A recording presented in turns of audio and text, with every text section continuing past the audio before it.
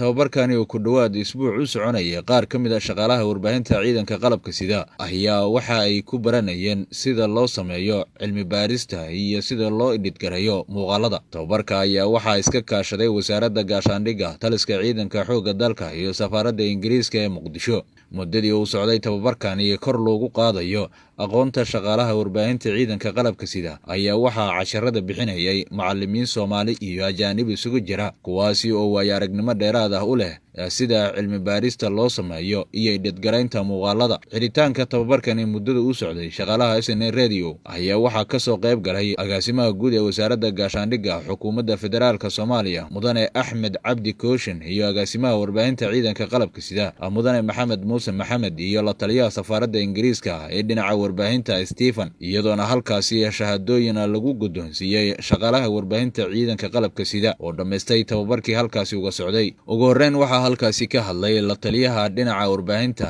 ee safaaradda Ingiriiska Stephen oo sheegay inuu aad ugu faraxsan yahay tababarka ay qaateen shaqaalaha warbaahinta ciidanka qalabka sida, isagoona xusay in tababaro kale oo dheeraad ah ay siin doonaan. I will keep it very brief, but it has been a pleasure. This is our third time training together. It's getting better and better. We're achieving more and more.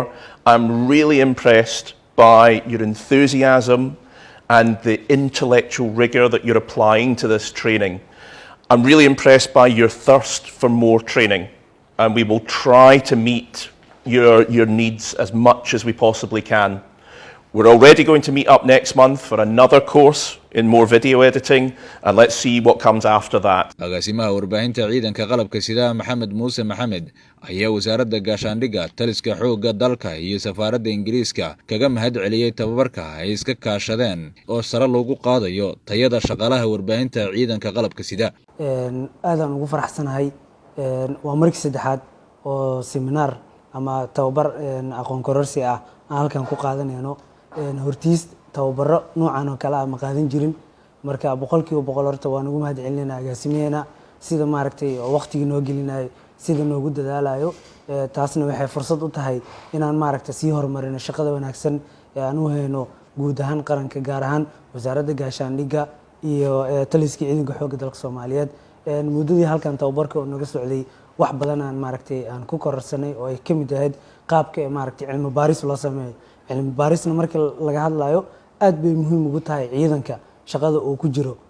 Wax badan laga yaabaa maaragtay inaan ka caawino ciidanka, maadaama dhinaca meediyaha anaga u qaabilsanahay boqolkiiba boqol.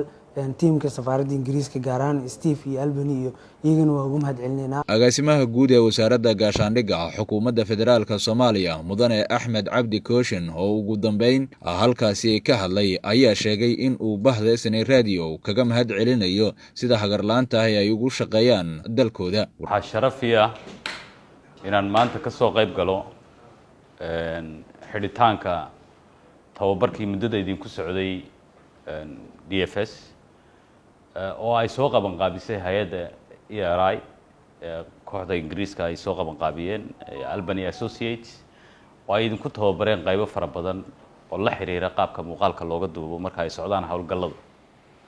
Waxaan idinku baraarujinayaa ama aan idinku mahad celinayaa sida wanaagsan ee xilkasnimada leh ay u gudataan hawlihiina.